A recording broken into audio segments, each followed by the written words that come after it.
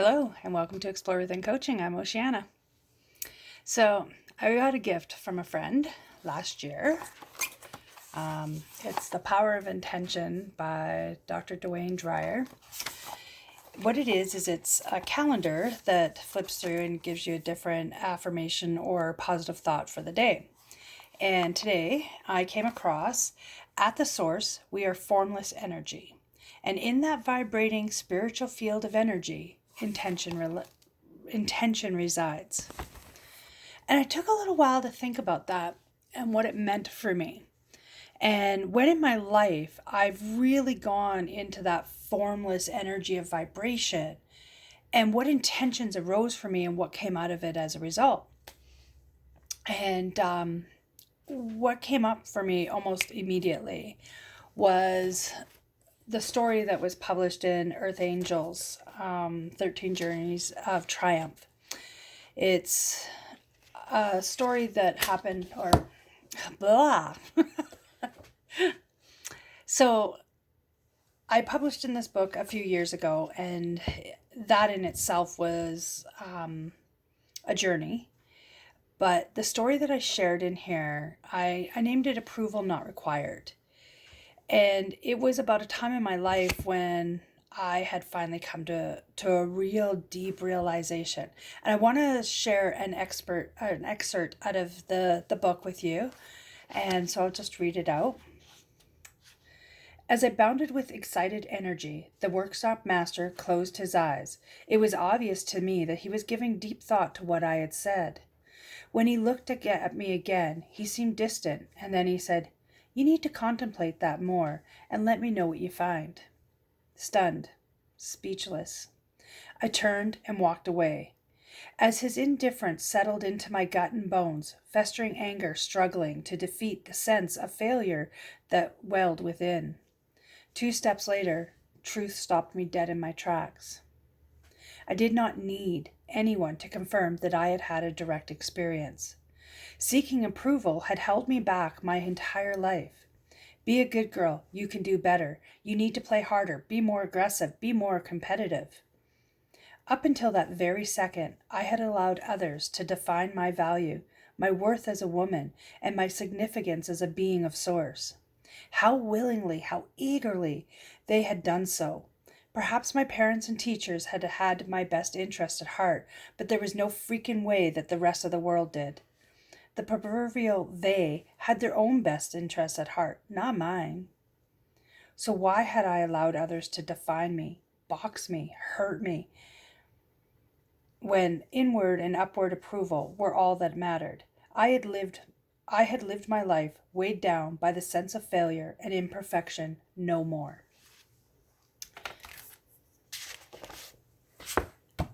That moment in that conference room when I realized that I was being held back by other people's beliefs in me, other people's need to tell me how to live, how to enjoy, how to experience life.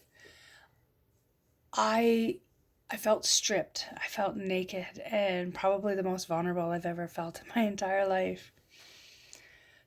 That was 2009 that this happened, 12 years ago.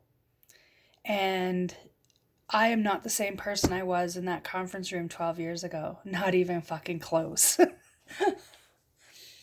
I left that conference early. It was the first time I've ever left any of my personal development courses early. But I was done, and I knew I was done. I had had the understanding and the experience that I had been living for everybody but myself, and that it was actually destroying my being, my essence, and that I couldn't do it anymore. This was where I had reached into that formless energy and was vibrating and realizing that there was real intention being set inside my body that I needed to go home and I needed to start focusing on. My life changed that day. The first thing that happened was I learned how to set boundaries. I had to learn how to set boundaries because I had none. Somebody who's seeking everybody else's approval but their own has no boundaries, because there's no room for those boundaries. There's no room for self-respect. There's no room to respect yourself. There is no room for anything but their approval. And life got really hard for a while. That doing for myself and not doing for others. Whew, let me tell you, that was a tough one. That letting go, and that need, oh, that deep, deep need to be loved by everybody, to be liked by everybody. It was fucking exhausting. And so I started setting boundaries. And I started off with small ones. I didn't go for the big ones right away. Because what I learned very quickly, and I should say, I did actually go for the big ones right away. They didn't work. One, I didn't have enough conviction in myself. I didn't have enough belief in myself to hold to the boundary. So I had to start small. And so I did. I started small with, I'm not going to work overtime. When I go home, I'm not turning on my computer and doing more work. It was a small thing, but it was a major thing, because suddenly I had time for myself. I wasn't always trying to make my boss happy. I had to start learning how to respect myself. And that meant respecting my sexual body, respecting my own personal needs above others. Learning how to respect my sexual body was probably the hardest one for me. I had spent my entire life living the belief that I was only worth my sexual body. And I gave it away freely in hopes of obtaining love, true love. Never getting that. I just gave it away. I had to be willing to look at all of the ugliness in my life and face it. And then I had to forgive myself for it. I had done a lot of things to myself that caused me great harm, such as seeking everybody else's approval, such as giving away my sexual body, such as giving away everything that was me and not having an identity. All of that, I had to forgive myself. I had to come to a place where I understood that this was a part of the journey, and that it was okay that I wasn't okay. Imagine that. It was okay that I wasn't okay. It was okay if somebody didn't like me. It was okay if some guy didn't want to date me because I wasn't willing to fuck him on the first date. It was okay if I said no. And it was okay to respect myself. I had to start taking responsibility. I couldn't keep blaming my life on my past. I couldn't keep blaming my life on having been sexually abused or having been raped or not getting the job I wanted or not getting the relationship I wanted. I had to stop putting the blame everywhere else, and I had to start taking responsibility for it. I had to be responsible for the fact that I had the right to ask for what I needed, and I had to be responsible for the results of getting what I asked for, whether it was the result I expected or not. I was dating a man in 2010, and we had dated before, and our relationship was really, it was a booty call. Let's just call it what it was. I thought it was more, but the reality is I was willing to spread my legs, and he was willing to, penetrate them. And then when we separated, I was deeply hurt. Because again, I had felt like we had this real deep relationship, that it was going somewhere, that I had finally found somebody who was going to love me for me. Not that he ever said he loved me, just so we're clear, but it was what I had felt.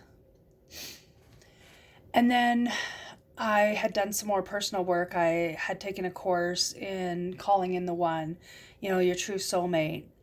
And I had also started reading Steve Harvey's book, Act Like a Lady, Think Like a Man. Book was life-changing for me, let me say.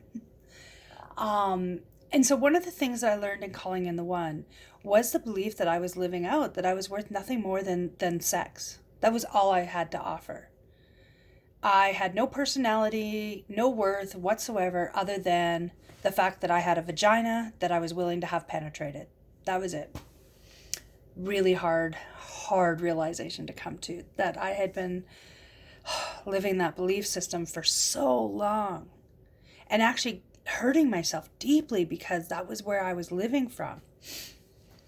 And then in reading Steve Harvey's book, he talked about not giving away the cookie, not giving away sex for 90 days when you're starting a relationship. And I thought, there's the answer. I'm just not going to have sex for 90 days with anybody that I'm dating. That's the way it's going to be. Which brings me back to the gentleman that I had been dating in 2010, who I had thought we'd had a real relationship with, and who I cared about very, very deeply. And so when he re-entered my life, I was open to being with him again. But I had to be true to myself. I was on my path of living my truth and not worrying about everybody else's approval. And so I shared with him that I'm actually going to be abstinent for 90 days of our relationship. That I wanted to take the time for us to build a deep, meaningful connection with one another. And he said he was good with that until he wasn't. And that showed up very quickly. Because I had always been the girl who gave away sex so freely, he didn't believe that I was actually going to remain abstinent within our relationship. That I was actually going to respect myself, regardless of how he felt about it. And so the first time he tried to pressure me into sex, I did the hardest thing I've ever done, which was get up and start to walk out the door. It was the first time that I actually felt worthy of the self-respect that I said that I deserved. I had set a boundary, and I was willing to walk away from this man who I thought I loved deeply in order to respect myself. And trust me, as hard as it was, I was like inside myself going, whoa, yeah. Because I had done it. I had set a boundary and I had maintained that boundary and I was respecting myself. It was fucking glorious. Of course, he stopped me at the door and he's like, no, I'm sorry. I didn't realize that you were serious. And I turned around and I quickly had a conversation with him and said, yes, I'm serious and I'm actually going to go home. And so I did. And then a little while later, I think it was about, 2-3 weeks later, and he'd been really good. We'd seen each other every day. He was not pressuring me for sex or anything. I, again, felt like we were getting to know each other really well. And it was about 3 weeks after that, and we were outside. We'd gone for a really fantastic walk, and we were saying goodnight outside my car, and I went to go and kiss him. And he said, no, if we can't have sex, I actually can't kiss you. In fact, I can't be intimate with you in any kind of way. Like we can't be hugging, we can't be kissing, we just can't be doing any of that. And I was devastated. I sat there I stood there, but I was there for a couple minutes trying to think of something to say to let him know that wasn't okay. That not having sex didn't mean not being intimate with one another and getting to know one another. And that if me not giving him sex meant that he wasn't willing to be in any kind of physical contact with me, that I couldn't be in that relationship. And I couldn't formulate the words. And so I said, okay, good night. And I got in my car. By the time I was driving, I had tears just flowing down my face. I was so hurt and so devastated. And it brought up all of those limiting beliefs again. Like I wasn't worth anything more than the sex that I was willing to give. And it brought up the fact that, again, a man had said to me, "You're not worth more than sex to me." And it took me a couple days of a lot of tears and a lot of support from my girlfriends, which, again, ladies, I'm forever grateful for you going through this journey with me. And at the end of that couple days, he had called again. And he's like, "What? Like, now you're not going to talk to me?" And I was quiet. And I said, I understand what you're saying. And if for you, you cannot be in a relationship with me that doesn't include sex, and that means for you that it doesn't include hugging, kissing, holding hands, I said, then that's not a relationship I can be in at all. I'm worth more than sex. I am worth waiting for. And if you don't think I'm worth waiting for, and you don't think that I'm worth being in a relationship with, then this is never going to work. He was floored. He was floored because I said it knowing that it was going to be the end of our relationship, and I didn't care.